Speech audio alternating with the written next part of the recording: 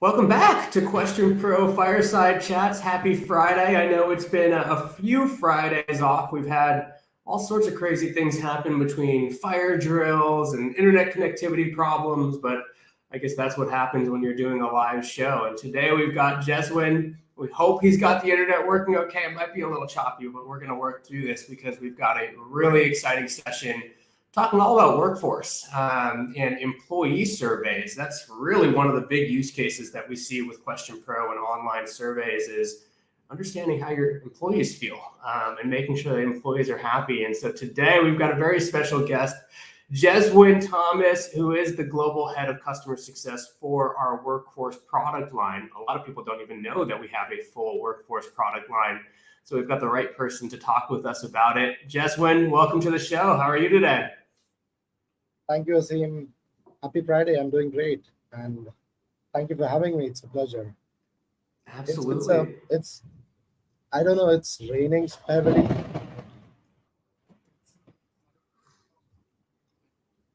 The Raining internet heavily, and obviously it means bad internet, but we're going to work through it. Just when you're a little choppy on the audio, but I'll just let you know if things cut out, and I'll just kind of jump in and we'll kind of work through it together. But why don't you start by maybe just giving us a little bit of a brief summary about what you do at QuestionPro, your role, and kind of the teams involved? Sure, yeah. So I manage the global customer success team for our employee engagement platform that's called Workforce. And I have teams like that work in different regions for different customers from different regions, right? Like we have customers in the US, we have customers in APAC, we have customers in UK, Europe, MENA region. So my team actually works with all these customers that sign up for the workforce license with us. They partner with them and they help them um, to succeed with the employee surveys to collect feedback for their organization.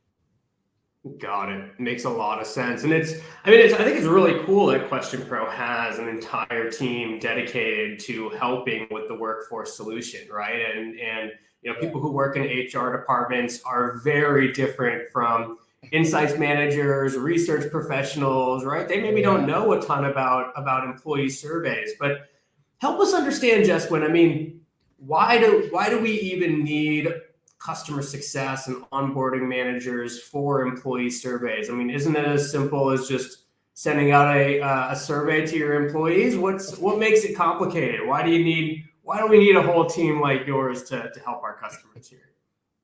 That's a great question. So I'd say what happens with employee surveys is it's not just about sending a survey to all employees and you're done with it. You just collect data and that's it. It's not as simple as that. There are multiple steps involved, which is why my team exists. And when it comes to a technology, I'd say there are multiple components that help with employee feedback. Like, how do you capture that feedback? Because one thing is you need all the employee information, like the demographic details, pre-fed in a system so as to make your surveys anonymous, wherein we have something called as an employee roster or an employee directory. That is where you store all the employee information. Now, to set that up, you really need someone who's an expert in that space. People like organizations use HRIS systems, which stores employee data. And to connect the systems with our system, you need someone to help you in the process. And then there is survey design, right? Like, yes, HR people, like they are very well versed with what kind of questions you need to ask in a survey. But then again, our people step in and help on designing it. Like, how should you ask that question so that you get the right answer for it? How should you distribute the survey?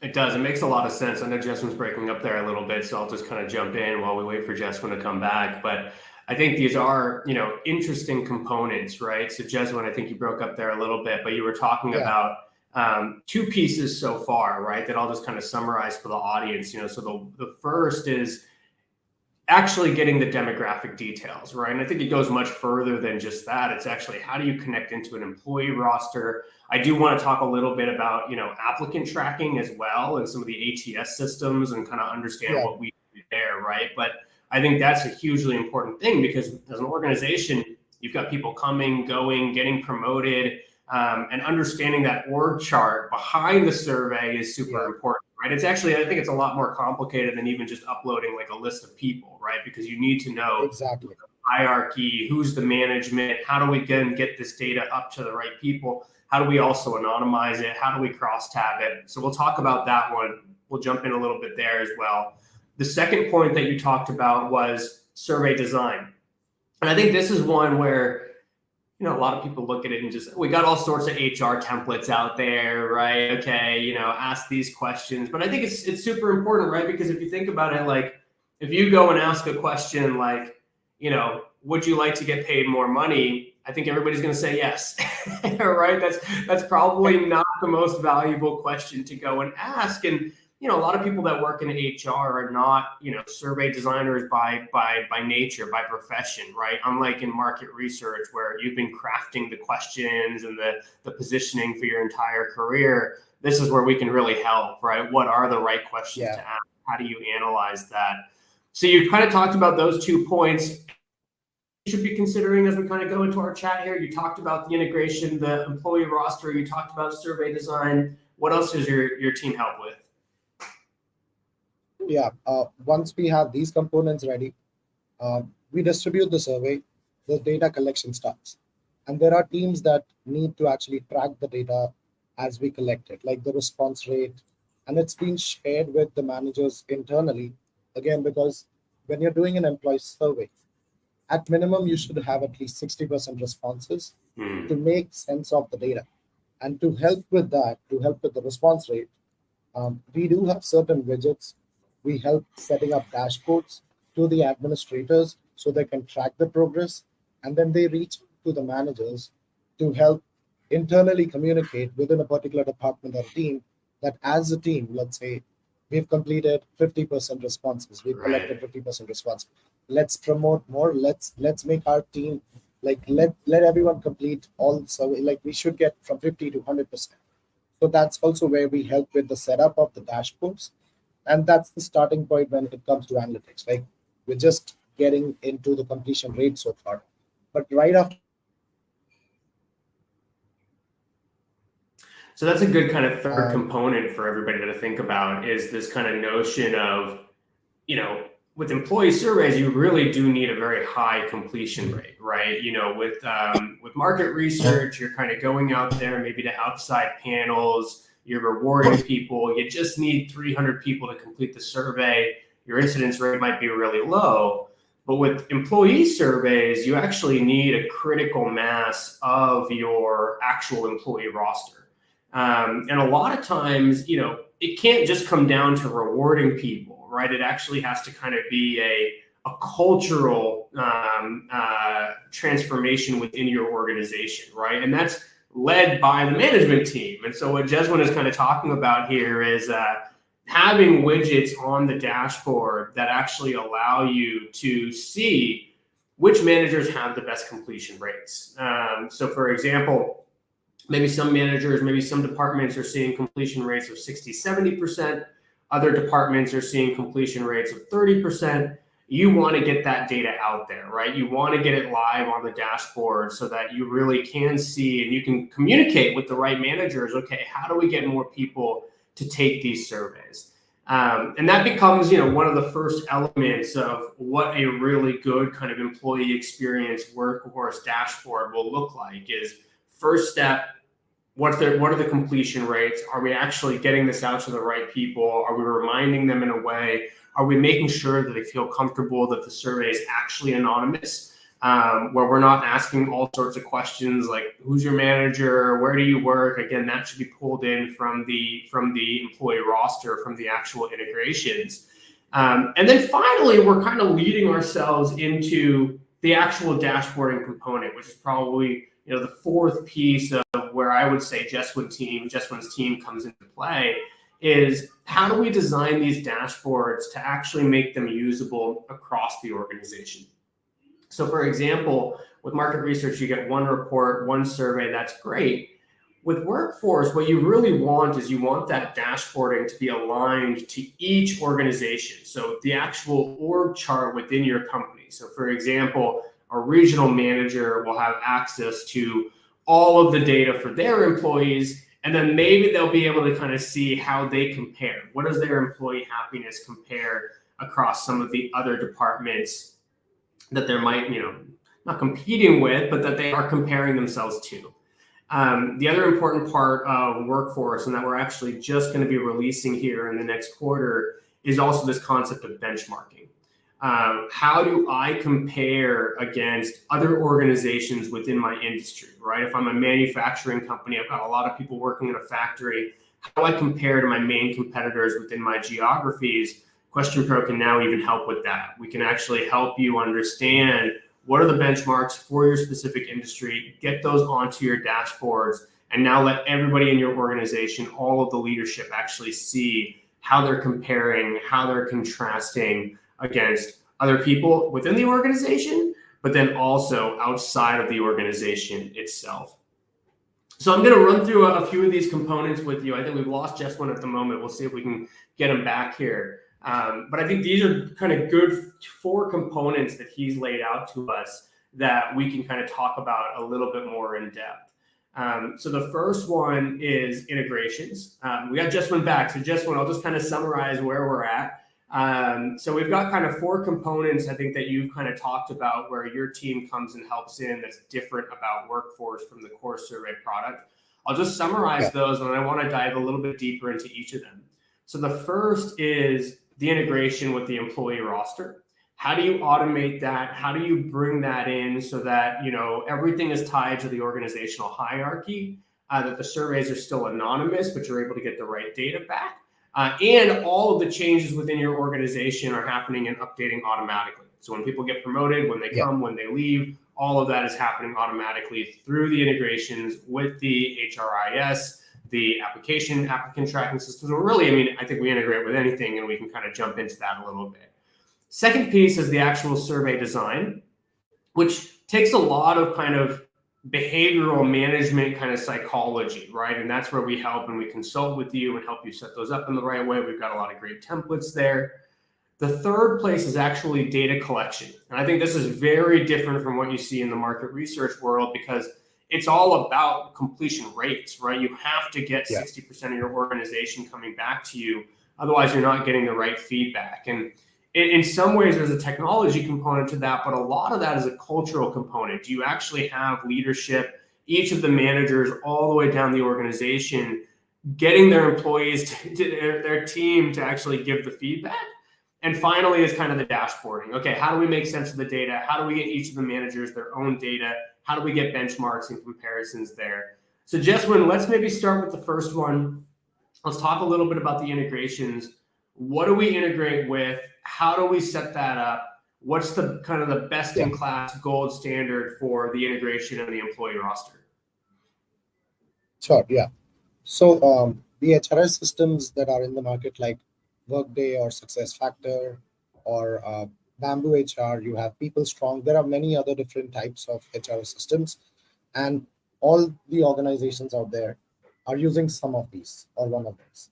Now, when we do the integration, we're doing a direct API integration, wherein we give, once we connect with the HRS system, we let the customer choose what data they want in the platform. Like, we are not fetching everything. That's where we also maintain like what data we are taking in terms of privacy and other things. It's all defined by the organization themselves. There is a step of mapping where they say we need the location, the department, the gender, ethnicity, or generation, or anything. Basically, all these demographics that they define are also going to help with the anonymity of the survey. That's one. But these also become the filters when you're analyzing the data in your dashboards. And then there is the frequency part, like how often you want this data to be updated into the roster, right? Like, as you mentioned, people are getting promoted, people are moving from one department to another, different roles. So all that information is first going into the HRS system and then define based on the frequency that the customer sets. If it's going to be updated on a daily frequency, weekly, or monthly, we give that flexibility. So based on that is how the roster keeps on updating. And now because the roster is updated, and because we have this information pre-fed into the platform, and all the surveys are directly connected to the roster. So you can avoid asking questions in the survey itself to the employees to ask them select your location or select your department or let us know who your manager is. We are not asking this question in the survey, making the survey anonymous and making the employee feel that now they can share candid feedback, right? Because when they know if their responses can be tracked back, no one would say what their real experience is. So that's how like the HRS integration part plays an important role in the process of employee roster. Makes complete sense. And I think with employee surveys, anonymity is so important, right? You're not going to get the true feedback if people don't feel like they're anonymous. And as soon as you start asking those questions in the survey, who's your manager, what's your location, what's your department, what's your title, all of those, you start to feel like it's not anonymous, right? But if you're able to pull that data back from the employee roster and then ensure that it's anonymous, then you're going to get much better feedback. So I think that's a really, really great starting point. Just tell us a little bit more, like, so once you have that employee roster plugged in, do you also tend to work with applicant tracking systems and kind of get people, doing surveys in the recruitment process? Is it mainly just on the employee side? Like, how does that kind of work between the HRIS system and the applicant tracking system? Yeah, so for the applicant tracking system, I would say we have options with APIs where we can generate URLs within our system, which can be used from the applicant tracking system as well at different stages of their recruiting process. So it might be like they just came in for an interview, and after the interview, they receive a survey that goes out from our system. The survey is like the data collection happens on our side, but the triggers or the workflows are set up on the ATS side. So that's how we marry both the systems. And then because the touch points of the recruiting process itself is completely managed or is stored in the ATS, we help with the API connection there. And then the rest of the process follows. Like once we collect the data, then the remainder is the same. Got it. That makes a ton of sense. And I think it's important for the audience out there to kind of think about that, right? Because when it comes to your workforce, right, your kind of talent pool, you got to be competitive on the recruiting side. And if you're not getting feedback from applicants, then how do you know that? I mean, that's the most competitive piece of any business, right? How do I compete with the other company that's trying to recruit the same talent? And then, of course, what happens if I lose my talent, right? Then I've got a big problem. I got to keep them happy, right? I've got to get in front of that. And I think that's where a lot of people can kind of do the ROI math on this, right? What if you were able to win twice as many people who are in your recruiting system? What kind of transformation would that make for your business? What if you were able to retain 10% more than what you're retaining today? That's massive in terms of economic value saved in re-recruiting, training, the kind of thought leadership and IP that walks out the door. And that's really what all these systems are designed to do, right? It's to really help you at the end of the day, increase retention, increase happiness, increase your conversion on recruiting as well. So you mentioned a little bit there, like these touch points, right? The flow, when do the surveys go out? What does that typically look like for an implementation at QuestionPro? Are you kind of just sending one survey a year to all the employees? Is it based on where they are in their employee journey? What's the typical setup? So the checkpoints are basically the employee journey. We talked about the recruiting process wherein the ATS is involved. We do through APIs because they have their own touch points for the recruiting process. The survey data is collected from there. But now once the person has been recruited into the organization, after which we can, because we have an integration with the HRS system, now the different stages and touch points are in the HRS system, which we get to know because of the integration. So we have automation on that side where based on, let's say, the onboarding of an employee, we can trigger surveys. And let's say I'll give an example where some organizations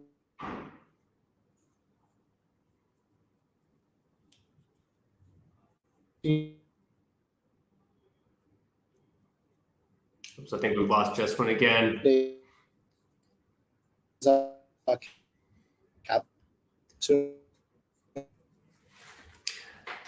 just kind of jump in here. I think we're talking about really kind of setting up these different touch points. And what we see a lot of times is like these can be very flexible depending on the organization. I know Jeswin was just about to give us a really nice example. Some of the ones that I've seen are things like, when you start your role, 3 months into that role, right? That's a really, really important period where you kind of know, are you going to retain this employee for a long time, or they kind of think that they might have made the wrong decision joining up with this company? Is onboarding going well? Is training going well? That's a really good touch point to kind of think about setting up to say, okay, 3 months into an employee journey. But you can see that's not going to be the same for everybody. That's why integrating with the employee roster is so important, right? Because you want to know that, hey, when somebody joins, it's going to be different for everybody, but I want to send them that email or that survey on month 3 to make sure that we're getting an understanding for how they're doing. Maybe on each of their anniversaries, that might be another touch point where you want to send out a survey. In the recruitment side, it could be, after that first interview, that second interview. I mean, in some ways, you may want to kind of be sending a survey at each and every one of those stages. Jeswin, I think you were just giving us an example of kind of a touch point that you've seen with one of your customers. Maybe you could give us that example. Yeah. So the example again was like onboarding surveys, and then because we store the start date of employees in our system, we can design a workflow where you could say 30 days after they come, like from their start date, send their first onboarding survey, and then 60 days after, send the second onboarding survey. Then 90 days after, send the third. Like that's, I've seen something as a standard with organizations, and some tend to do it differently. Smaller organizations might also try a 7-day, 14-day, and 21-day onboarding period. So that's the survey specific to that. Now, after which, as I joined, I heard you saying anniversary surveys, right? Right. So that can be again scheduled based on the start date, and then we know how much is the tenure of the employee in our system, so we can schedule it based on that. And then another important touch point is like you talked about retention, right? So you also need to understand how people are doing throughout their employee journey. So which is where after this onboarding and these anniversary surveys are done, we do like employee engagement annual surveys, and then there are pulse surveys that happen every quarter. So you're actually going in the form of continuous listening. You're listening to the employee throughout the entire stage, and I'd say, if not predict, but at least you get a sense where people are unhappy and why they might leave the organization. So that kind of gives you an idea of, based on all the feedback that you've obviously collected from them. And then some employees, obviously, they just go. But you still need to understand why they left. So that is where, again, based on the employee status, like when an employee's status is changed from active to terminated, we could actually trigger a survey to them. And what we do differently is, in our system, we can store 2 email addresses for an employee. Their company domain email, and then if it's a personal or a secondary email, we can store that as well. And what the system does brilliantly is, when an exit survey is sent to an employee whose status has been terminated, that survey is sent to their company domain and also the secondary email. So as like in some organizations, what happen is, let's say an employee is terminated, they lose access to the company domain email address. But because we have stored the second email, we could still capture that feedback. So that's how like we gather more information there. And again, this can be automated, as I said, from the status of the employee itself. Makes sense. And I imagine that these types of things, like when you're actually thinking about sending surveys within the employee journey, that also helps with the completion rates, right? Because if I'm getting a survey on month 3, I'm much more likely to actually give you some onboarding feedback versus just some big annual survey that comes out, or if I'm sending a survey on the anniversary. What are some of the other things that we kind of help our customers with in order to kind of increase those completion rates and get to that kind of 60% benchmark? Yeah. So as I mentioned, we have a real-time widget called a response rate widget, which uses the demographics that you have on the roster to break down how you're seeing like the completion coming in from, let's say, different locations or department and so on and so forth. So that's where you include or indulge the managers or the leaders to promote with the response rate. But our system also has reminders. So reminders can be set up at a frequency that once a survey has been launched, maybe you send the first reminder 2 days after, just a nudge for employees to say, like, you are almost there, take this link and complete the survey. That the reminders really help in the process because Right. generally an employee survey is open for 2 weeks. So within the 2 weeks, we tend to send at least 4 reminders. And that Right. those reminders really encourage the employees, along with the internal reminders that the leaders and the managers are doing, that helps with the completion rate. Right. And this, I think these are kind of, it's an important two-pronged approach, right? Because on one side you kind of have like the leadership communicating to their team, hey, I've got 50 employees on my team. My completion rate is only 15%. So in my all hands or in my team meetings, I'm kind of saying, hey guys, we're only at 15%. Let's get Yeah, that higher. Right. But what I'm not able to do is I'm not able to say, just when I know you didn't complete your survey, right? Because it's anonymous at the end of the day. So yeah, that's where our system then takes over and says that automatic reminder to Jeswin saying, hey, you haven't completed your survey. But that can't come from the manager, right? Because, at the end of the yeah, day, that's not anonymous. The manager doesn't even know who's completed the survey, who has it, because it's got to exactly. remain anonymous. That's where our system can help with those automated reminders. That's right. Yeah. And And tell us a little bit more about what else kind of comes into the dashboards. I know we've got kind of 3 minutes to go here. We've talked about kind of some of these widgets for data collection. What else do you yeah. tend to help people with on the dashboards and the reporting side? So when it comes to dashboards, we can set up, I would say, dedicated dashboards for managers. And then we have options like the roster again plays an important role here because we can define the hierarchy in the roster. And Mm-hmm. as you release access to the dashboard to the managers, they only see the data specific to their direct reports. Now, the widgets that are available at the dashboard level are the response rate widget. We have a scorecard widget, which gives you an aggregate of how each and every section in the survey has been rated by the employees. You'd have multiple sections like you'd have communication, uh, pay and rewards, you'll have vision, culture. There are different sections that you might have in the survey, and you want to see how each section has been scored. So that is where the scorecard plays in. And then we have heat maps. Heat maps, which uses the demographic information that you have in the roster, wherein you can compare different departments side by side to Mm-hmm. see how each of them compare against the overall.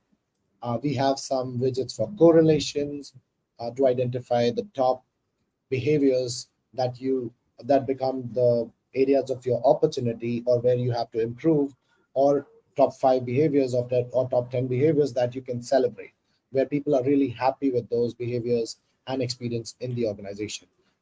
And then some analysis around open-ended comments as well, to Mm-hmm. define, based on the comment responses, what are people really liking and what are people frustrated about, and how that correlates to your employee net promoter score, maybe, right? So you can do different correlations within the system itself, and you can create like custom dashboards for managers. Makes a lot of sense. And I think this is where the real kind of organizational transformation comes in, right? That, instead of this just being, I think a lot of companies go and do one big annual survey. It's run by some like outside management consulting company. They put together a report after 3 or 4 months and just the C-suite looks at it. And that's about it, right? All these employees went and put in all this data. And effectively what we're doing here is we're giving the people who actually can act on that data access to the data, right? So each manager Yeah, can look at it and I can look at it and say, hey, with my 50-person team, I'm doing really, really well on communication, but I'm actually not doing that well in terms of coaching and career development. And that's where I can improve because I can see my other regional managers are doing much better there and they've got a much better average there. And I can now act on that, right? And it doesn't necessarily need to be a once per year thing because I'm getting these kind of yeah, quarterly, monthly pulse surveys going out. I'm seeing at different states in the customer and the employee journey, where are people happy? At 3 months, are they happy? Do I have a good onboarding and training process? Or is that where we need to do some work, right? Am I seeing some big drop off at year 3, 4, or 5 where I've got some work to do, right? It seems like people are getting unhappy after being with us for some time. So these are all the great things that you can do with QuestionPro Workforce. Jeswin's got a great team to help you. I know that some of this can be new for HR managers, but let's be honest, employees, human talent, that is our biggest asset today for companies out there. And the more that we can do to recruit people, keep them happy, keep our retention rates up, the better. So I know we've lost Jeswin once more, but I will close here. It's been a fantastic show. It's been great to talk about workforce. We'll be back in 2 weeks with Mike Stevens coming back to talk about research technology and how to kind of navigate this explosion in research technology out there. But thanks again for joining us this Friday. Enjoy the weekend ahead, and we'll see you in a couple weeks to chat more about research technology.